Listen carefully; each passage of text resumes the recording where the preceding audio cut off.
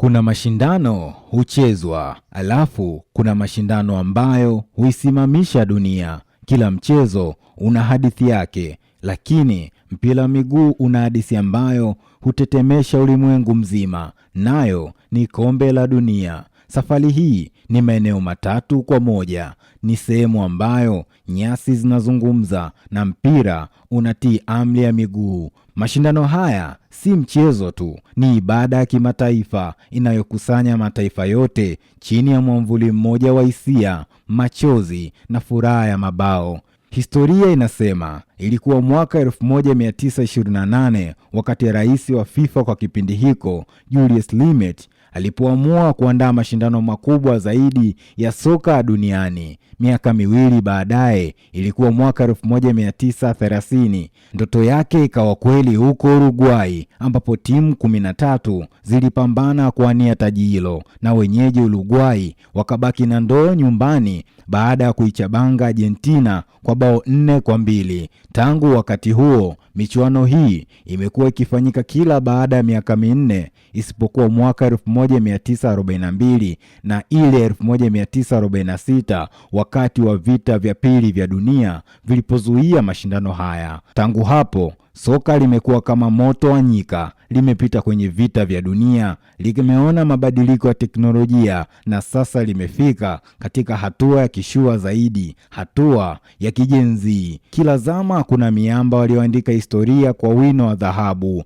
na moja kati ya miamba hiyo ni Brazil, ambao ni timu bora ya muda wote. Wanatembea vifua mbele wakiwa na mataji 5 ya kombe la dunia. Samba Boys ndio wafalme wa mchezo huo, wakicheza soka la kuvutia na ufundi mwingi, yaani joga bonito. Edson Arantes do Nascimento, yaani Pele, ndiye gwiji la magwiji aliyeshinda kombe la dunia mara 3, mwaka 1958, 62 na yale ya 1970. Anabaki kuwa alama ya soka kilele. Kuna upande wa shilingi ambao huzungumzwi kwa herufi kubwa. Upande huo ni pirato wa mchezo. Huyu si mwingine bali ni Piregiri Corina, Muitaliano mwenye macho ya mwewe aliyekuwa akiamuru nidhamu dimbani bila kupingwa. Alizitawala fainali za 2002 kwa mamlaka ya hali ya juu, na huyu ndiye mwamuzi bora wa muda wote. Na hili litakushangaza japo sio sana.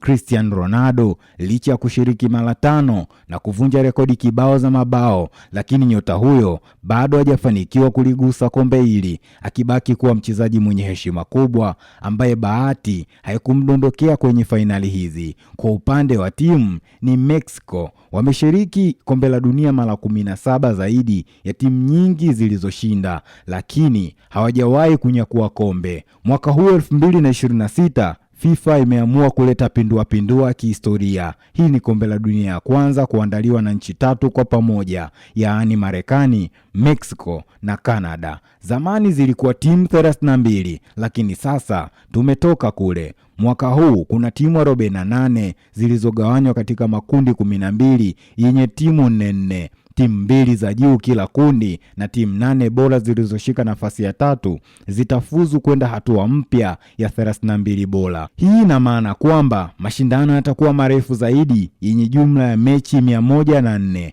Mechi zitapigwa kwenye viwanja 16 vya kisasa, ikiwemo Estadio Azteca ya Mexico, uwanja wa kihistoria uliowahi kumshuhudia Pele na Maradona. Kuna MetLife Stadium uliopo New Jersey utakaochezewa fainali. Pia kuna SoFi Stadium ambao upo Los Angeles, uwanja wa kishua kweli wenye teknolojia hatari. Bila kusahau BC Place uliopo Vancouver, kule ambapo baridi la Canada litawakaribisha wageni. Mwaka huu bara letu la Afrika limepeleka jeshi la maangamizi lenye ufundi wa nguvu. Kuna Morocco, hawa ni simba wa milima ya Atlas. Senegal, simba wa Teranga.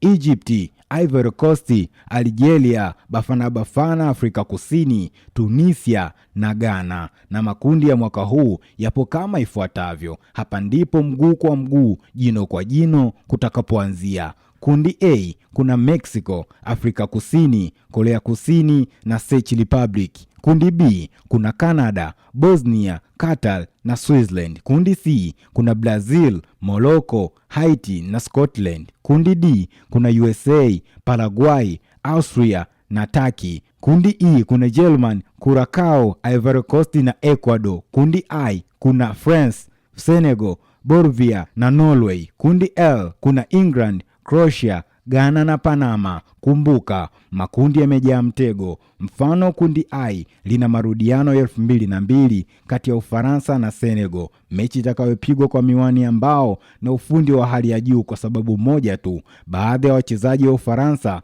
wana asili ya Senegali. Mpira utaanza kudunda Juni 11 na mashabiki wapo tayari kwa show ya kimataifa. Je, Afrika itavuka nusu fainali tuliofika 2022 na kugusa fainali, au mbeba ndoa atatokea Amerika Kusini au Ulaya? Kila timu imejipanga kufanya mauaji ya kimichezo uwanjani. Soka ni furaha. Soka ni 2026. Soka liko Marekani, Mexico na Canada. Yaani soka lipo Unique Media TZ. Sitashusha karamu wala kipaza mpaka uje kuhadisia vizazi hadi vizazi kwa kuna siku nilikusimulia haya. Niite Gerard Christopher mwana wa Kadinya. Sisi tunasema kuwa pekee.